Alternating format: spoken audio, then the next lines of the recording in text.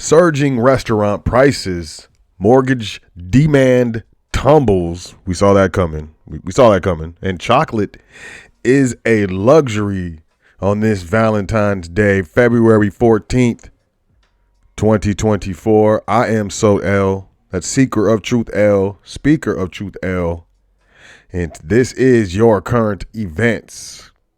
But first, yes, as always, please check out welcome to thefoundation.com. Sign up for the email list right there. Also, link in the description. We have our private membership area of Welcome to the Foundation. You just got to ask for an invite. It's free to join. We have our Trustee training going on right now. Pretty affordable. The prices is increasing, but you want to learn trust administration. You want to set up a private estate. That's how you do it. You want to start a business. Link in the description, $20. Start a business. Look at all these layoffs happening. I suggest you start a business. And of course, we have the Foundation magazine. We are talking cybersecurity right now. Link in the description. There is a print edition. There is a digital edition. You get to choose. Choice is yours. Let's jump into this. Valentine's Day chocolate prices highest in years amid cocoa shortage. Cocoa prices soared to all-time highs last week. A bouquet of roses, dinner for two, and a box of chocolates make up the essentials for a textbook Valentine's Day date.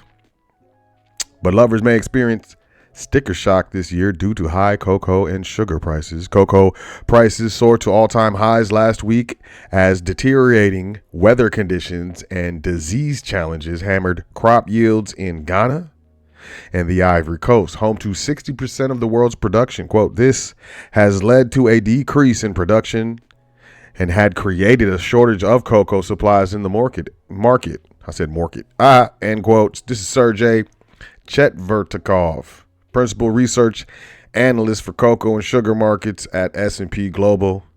He said that this is the third consecutive year of insufficient cocoa supply, adding it's not about to improve in the near future. Cocoa futures have surged nearly 40% since the start of the year to notch an intraday all-time high of $5,874 per metric ton, man. That's an entire metric ton. That's a lot. That's a lot. I think it's something to think about with regards to how much, cocoa is, how long there's been a shortage, and how there seems to be no break coming. What's really driving all of this is basically El Nino that's in place right now. It's really affecting the crop. This is David Branch, Senior Vice President at Wells Fargo Agri-Food Institute. With increasing, cost of chocolate, cocoa itself, sugar as well, I can definitely see more imitation cocoa. So be on the lookout. CNN Business. Sorry, fellas. Surging restaurant prices are making dining out a luxury. So it sounds like is Valentine's Day a luxury? Well, at least traditionally, right? If you opted to cook a romantic meal at home with your partner this Valentine's Day, no matter how it comes out, know that you're saving a decent amount of money compared to couples dining out. Even excluding pricey Valentine's Day menus, it's becoming increasingly cheaper for Americans to eat at home instead of dining out, according to January Consumer Price Index data. That's because prices for groceries are up 1.2% year over year, while the price of food consumed at restaurants is up 5.1%. And this is year over year. This isn't like the price of food is up 1.2%. No, the price of food is probably up 10, 12, 15%. They're just saying year over year. So since last year, it's gone up 1.2%. That's not including the rest of it. It's another reminder of the sting inflation is having on Americans' daily lives. Even though price increases are slowing, prices remain much higher than they were before the panorama, which has led people to have a miserable feeling about an otherwise strong economy. And in this election year, higher food prices, which rose last month to their highest monthly rate in a year could present problems for the next President Joe Biden campaign. So I hope y'all have a great day, with your, Valentine's Day. I trust it's good for your pocketbook. January CPI was almost a retreat in inflation progress. Understand what that means. So since the Federal Reserve started raising rates, and then the progress that they were talking about that they made, and they were talking about lowering interest rates, is what? Is that all of that gone? January's CPI inflation print propelled stocks into a market sell-off. Yesterday, Wall Street is now curious and on edge as to how markets will react to other economic data readings set to come out this week. Jefferies senior U.S. economist Thomas Simmons explains the influence the, quote, hyper focus on inflation, end quote, has on equity markets and the Fed's own monetary policy strategy. Quote, it's also the problem that a lot of the economic data in general has been very difficult to reconcile with each other. There's a lot of inconsistencies across different series, end quote. Simmons tells Yahoo Finance, who goes on to say, quote, so whether it's looking at something like the establishment survey and household survey within the labor market data, or if it's the PPI versus the CPI, producers price index, versus the PCE deflator, it's all very, very noisy. That's pretty much, to me, what I got from that. That was a very, very middle of the road, responsible and respectful way of saying we don't know what to think. These numbers are looking weird. It doesn't make sense. We don't know what to do. We don't know what to do. Mortgage demand tumbles as interest rates rise to the highest level since December. That's not good. A key measure of home purchase applications slumped last week amid a sharp increase in mortgage rates. The Mortgage Bankers Association index of mortgage applications fell 2.3% for the week ending February 9th compared with the previous week, according to new data published today. The data also showed that the average rate on the popular 30-year loan rose to 6.87%. While that is down from the peak of 8% in October, it marks the highest level for interest rates since December 2023. Quote, application activity was weaker last week as mortgage rates moved higher across the board, end quote. This is Joel Kahn, NBA's deputy chief economist. It's getting tougher and tougher. And see, look, former Home Depot CEO sounds alarm on tremendous shift in labor market. Quote, the general population will not be duped by this aversion to try to blame inflation on corporate America. It starts at the raw materials. It starts at transportation. It starts at energy, end quote. Former Home Depot and Chrysler CEO Bob Nardelli said, this was on Monday, quote, a whole host of things that are driving this up, wage increases, end quote. Quote, we're now seeing people being laid off. If you look at chips, they've laid off blue chip stock companies. They've laid off almost 40,000 people. We're seeing a tremendous shift in employment out there where people are being laid off. In the last 2 weeks, companies like Cisco, Snap, Estee Lauder, Amazon, Citigroup, and UPS have all announced layoffs as executives tighten their belts amid rate volatility. The pace of job cuts by U.S. employers accelerated at the start of 2024 as a recent report from business firm Challenger Gray and Christmas found that companies planned 82,307 job cuts in January, just 1 month. A substantial 136% increase from the previous month. However, that's down 20%. Whatever. How are they getting all these? Where are all these new jobs coming from if everybody's getting laid off? And I think this would be some of the noise in the numbers that are being spoken of. If the economy is doing so well, why is everybody getting laid off? High inflation is still squeezing Americans' budgets.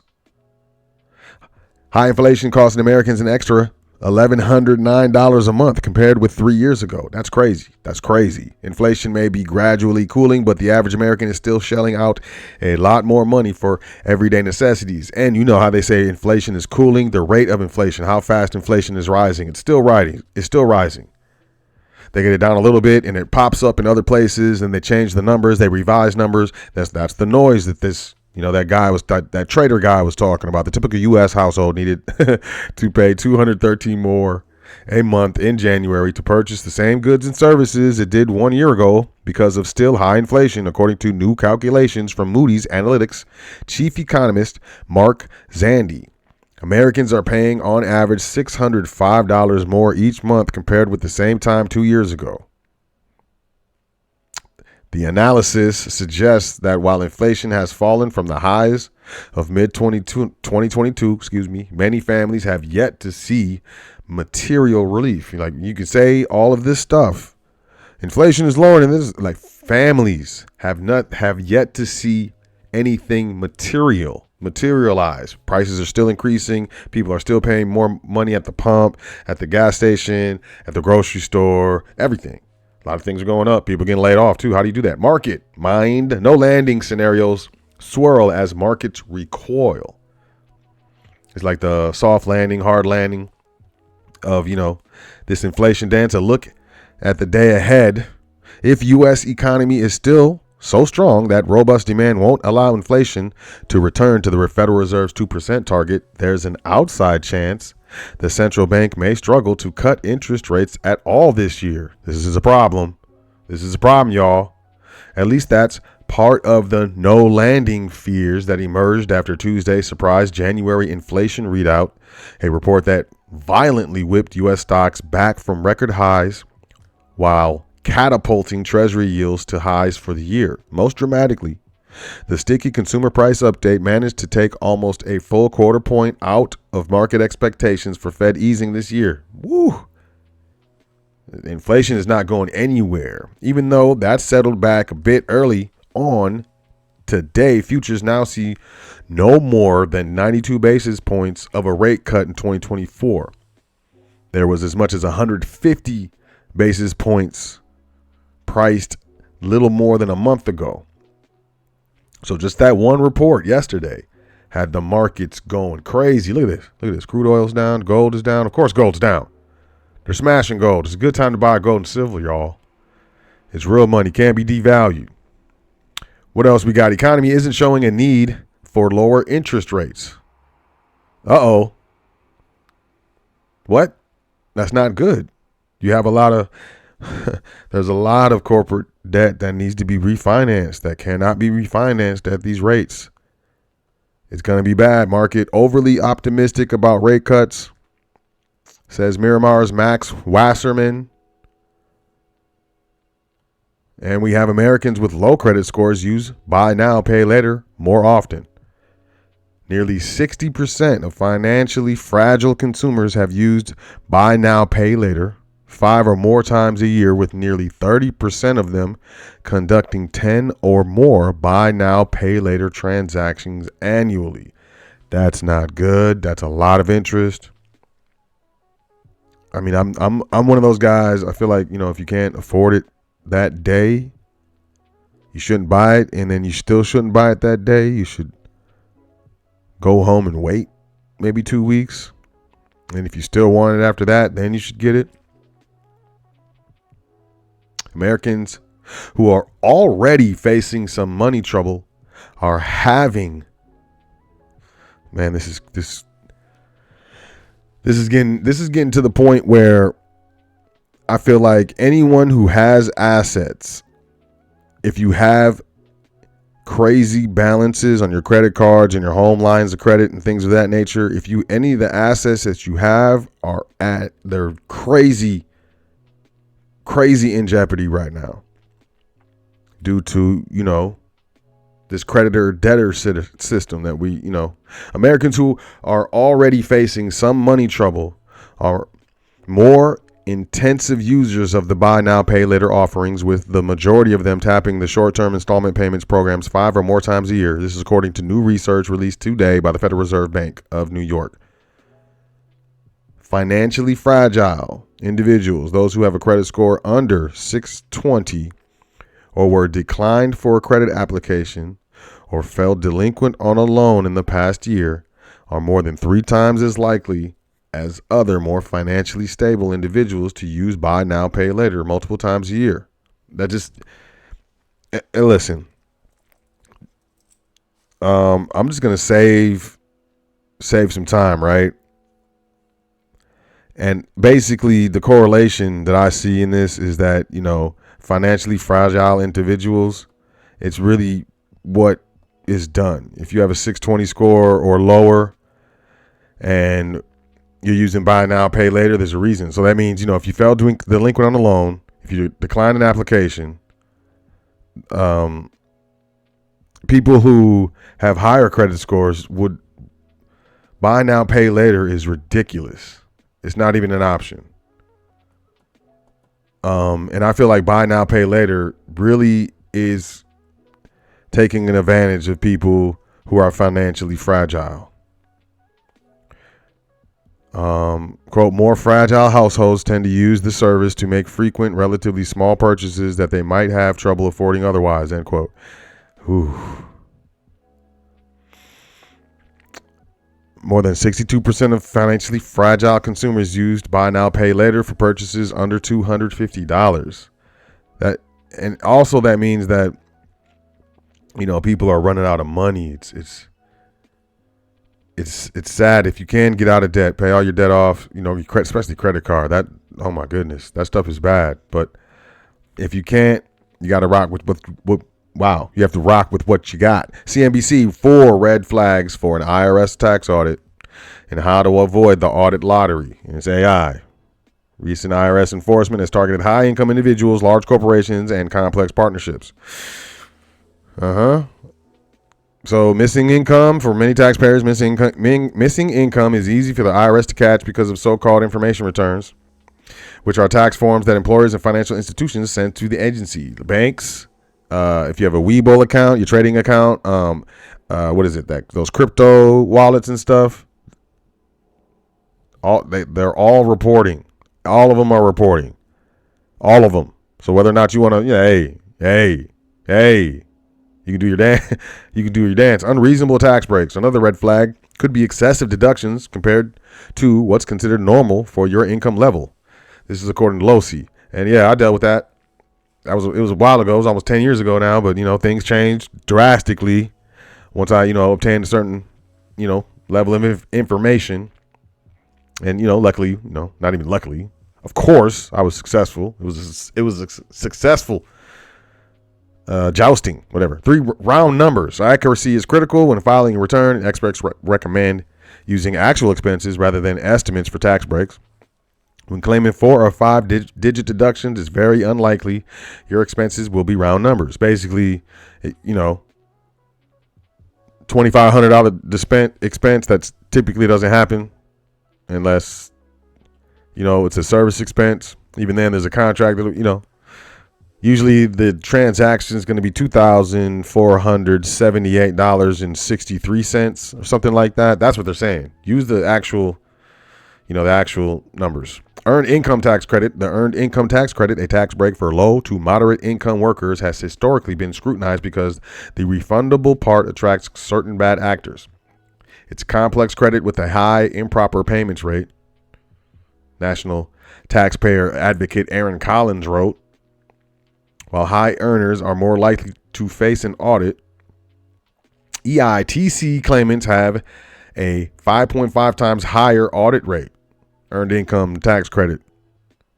However, starting in fiscal 2024, the IRS said it would substantially reduce the number of correspondence audits or audits by mail for filers claiming the earned income tax credit. That was 4, right? There it is. And here we go. Microsoft says it caught hackers from China, Russia, and Iran using its AI tools.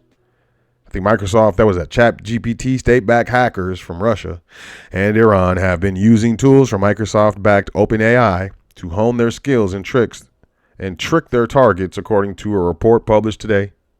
Microsoft said in its report it had tracked hacking groups affiliated with Russian military intelligence, Iran's Revolutionary Guard, and the Chinese and North Korean governments as they tried to perfect their hacking campaigns using large language models, man. Y'all, we need to pay attention. Stay up to date with this so you're not left behind. Those computer programs, often called artificial intelligence, draw on massive amounts of text to generate human-sounding responses. The company announced the find as it rolled out a blanket ban on state-backed hacking groups using its AI products. China's U.S. Embassy spokesperson said it opposed groundless smears and accusations against China and advocated for the safe, reliable, and controllable deployment of AI technology to enhance common well-being of all mankind. The allegation that the state-backed hackers have been caught using AI to help boost their spying capabilities is likely to underline concerns about the rapid proliferation of the technology and its potential for abuse. Senior cybersecurity officials in the West have been warning since last year that rogue actors were abusing such tools, although specifics have until now been thin on the ground. Quote, this is one of the first, if not the first, instances of an AI company coming out and discussing publicly how cybersecurity threat actors use AI technologies. Excuse me, end quote. Bob Rotsted, who leads cybersecurity threat intelligence at OpenAI. This is stuff we need to pay attention to. You know, we have inflation. Things are getting more and more expensive. You know, we have geopolitical things going on, actors with regards to different governments, regardless of what political side that you're on or what, you know, wing you are, whether it's left wing or right wing. I hope that, you know, we can all agree that if you're talking about the bird, you know, the bird of freedom, and there's things to be spoken on with regards to the eagle, but, you know, without both wings, the bird cannot fly, y'all. It can't. Speaking of fly over here to welcometofoundation.com. Throw your email in here. Throw it in here. And hit this, you know, just hit the blah, blah, hit the arrow right here. And it's you're gonna be sent to, you're gonna see a page, you're gonna see a message. And it's going to say you need to check your email. Don't believe it. It's a trick. It's a trick. And if you ignore it, you passed. So congratulations. And, you know, we have the private invite and the trustee training. I suggest you get on that trustee training. It's one of a kind. Definitely one of a kind. Hope y'all enjoyed the current events today. Y'all enjoy yourself. Take care of yourself. Say 10 things that you're thankful for before you go to sleep tonight and every night. It's very important. And I'll catch y'all on the next current events. Peace.